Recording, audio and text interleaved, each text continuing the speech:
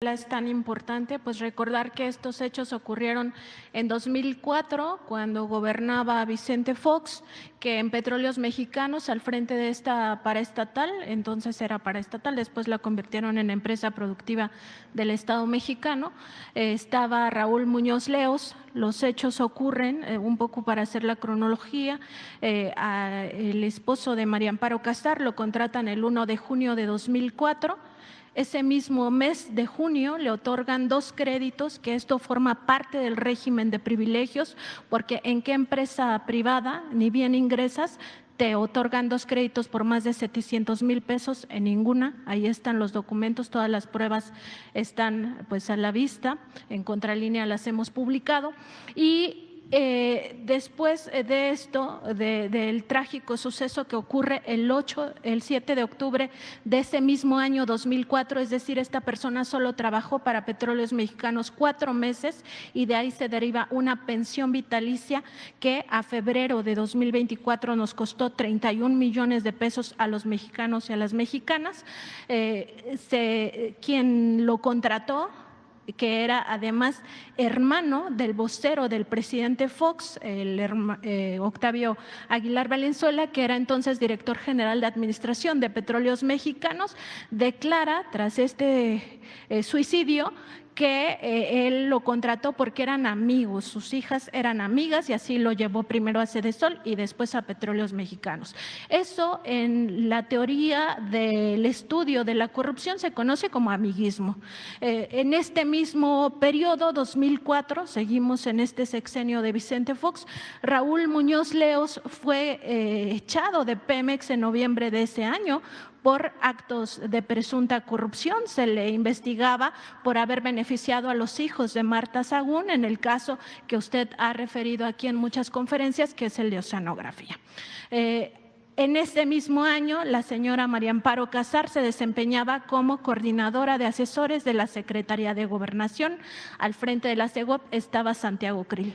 Para nadie es un secreto a estas alturas que Vicente Fox era un presidente muy debilitado, que había 2 secretarías que realmente ejercían el poder.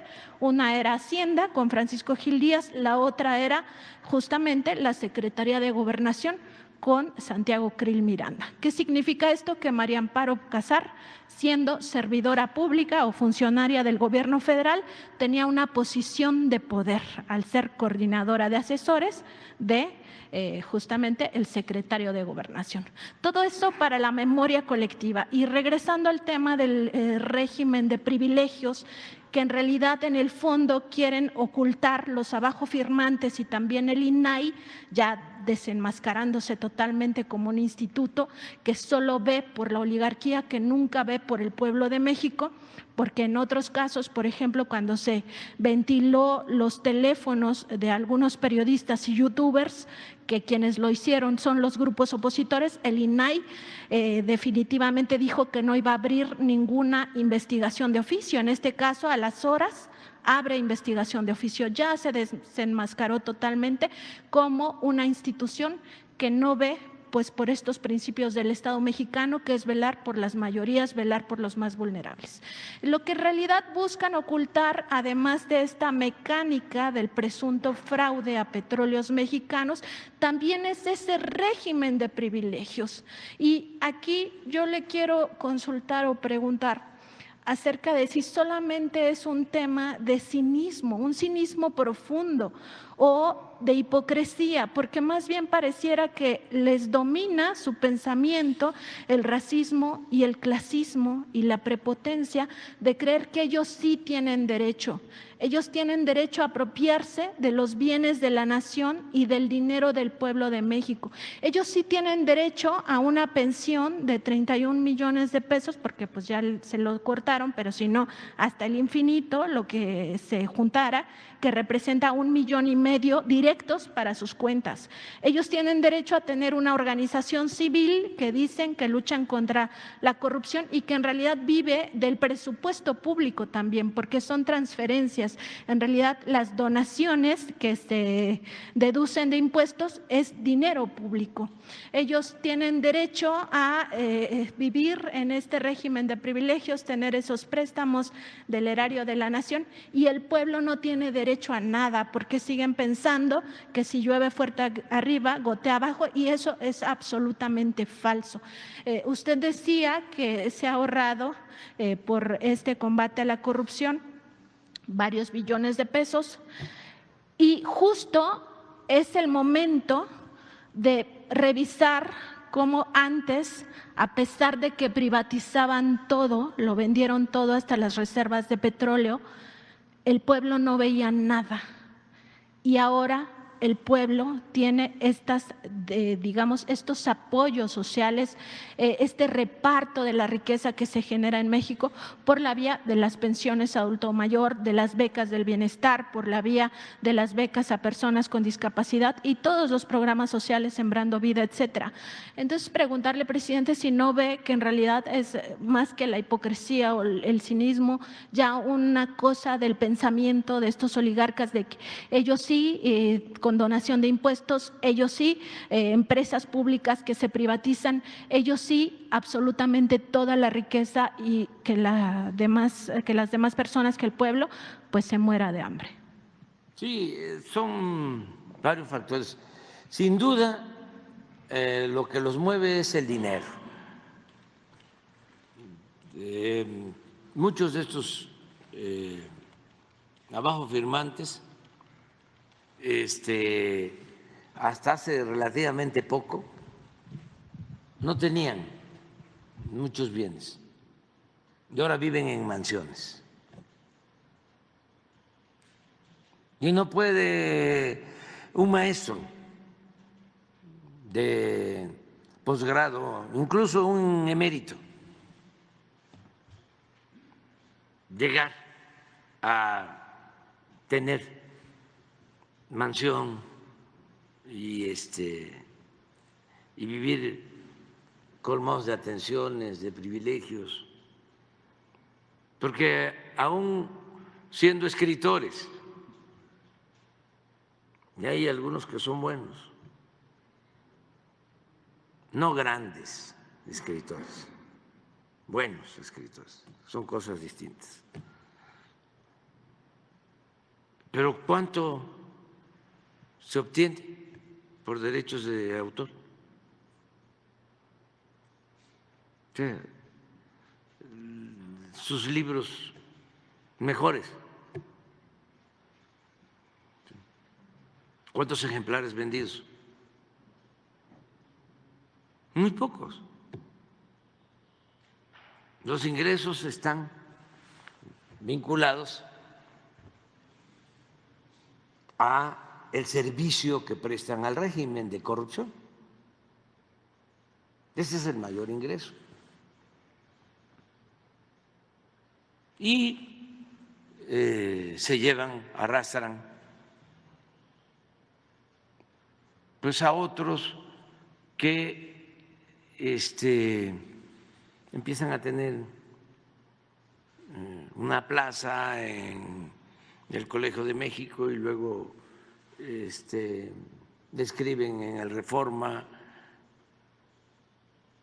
y luego pueden tener una asesoría en el gobierno y ya reúnen 150, 200,000 pesos mensuales, o se van de consejeros al INE, o se van de consejeros al Instituto de la Transparencia. Tienen hasta su tarjeta American Express, con la que pagaban hasta el table dance. American Express, sí, para ir a un espectáculo, ¿no? A disfrutar en un bar, a cosillas del erario. Entonces, ahí van. Entonces,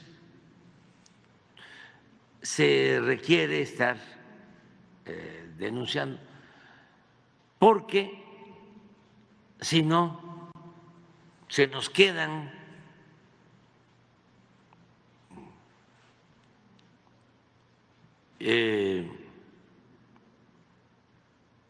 sin ser tomados en cuenta y van a seguir ahí.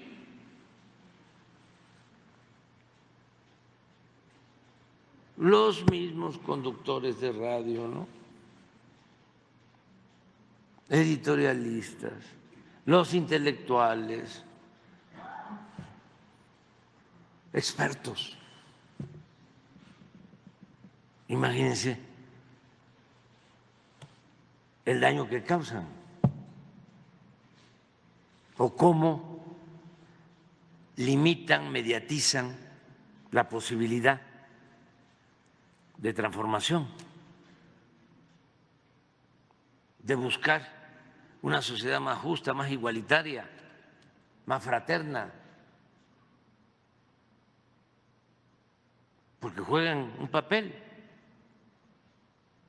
para mantener el statu quo. Por eso hablo de conservadurismo, porque son partidarios de conservar, no están a favor del cambio.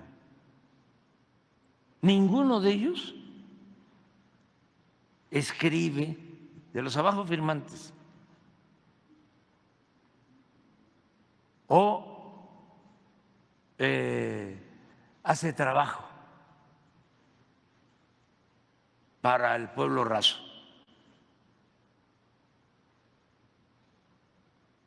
Ninguno. Es otro mundo. Están completamente divorciados del pueblo. Pero resulta que es el pueblo el que les paga, que es el pueblo el que los mantiene.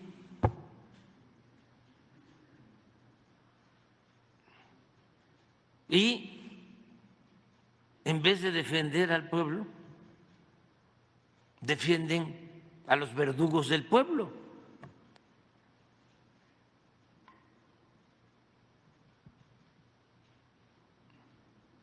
¿O quién los mantiene? Pues a todos los servidores públicos nos mantiene el pueblo,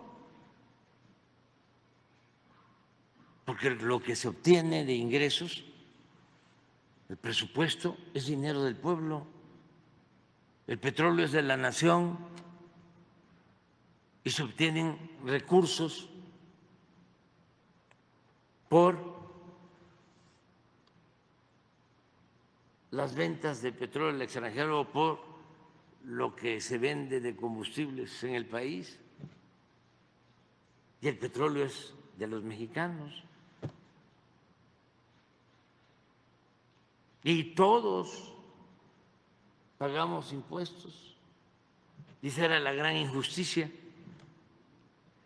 que ellos, de manera hipócrita, cínica, y también totalmente inconsciente, porque padecen algunos una especie de enajenación, están como obnubilados.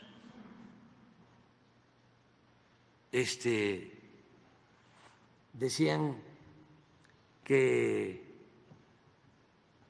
nada más ellos pagaban impuestos. Pues no, todos, hasta el campesino más pobre, el obrero, todos pagan impuestos. Porque cuando se compra una mercancía ahí va incluido un impuesto. Todo lo que sea alimento, un medicamento, que querían también cobrar impuestos en la época precisamente de Fox, pero nos opusimos. Pero en todo lo demás hay que pagar impuestos y es proporcional. Los impuestos, de acuerdo a la Constitución, se tienen que pagar de manera progresiva, es decir, tiene que pagar más el que obtiene más ingresos, más utilidades. Y resultaba que los de mero arriba no pagaban, pero todavía decían de que el problema era que los de la economía informal no pagaban los impuestos. Imagínense el nivel de cinismo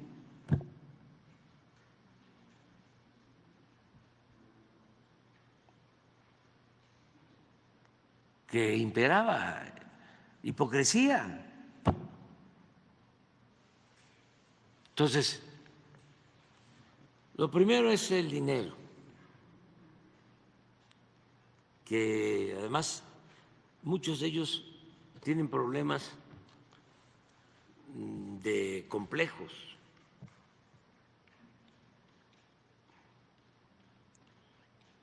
Entonces, imitan o buscan imitar a los potentados. En vez de imitar a la gente de bien, a la gente honesta, trabajadora, no, buscan imitar al que tiene la mansión, al que tiene los mejores carros, a los que pueden ir de vacaciones al extranjero.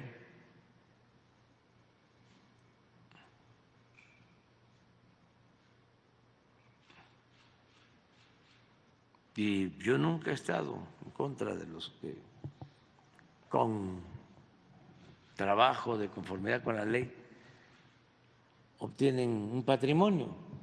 Yo estoy en contra de la riqueza mala vida y de estas gentes que le sirven al régimen de corrupción y que dañan mucho, porque son los que propagan la idea sutilmente, subliminalmente, de que el que no tranza no avanza, o político pobre, pobre político, como te ven te tratan, o la moral es un árbol que da moras y que sirve para... Además, ¿qué me voy a preocupar si tengo al Poder Judicial de mi lado? Tengo a los jueces,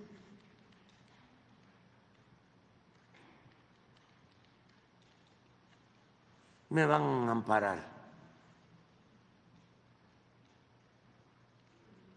van a declarar mi inocencia.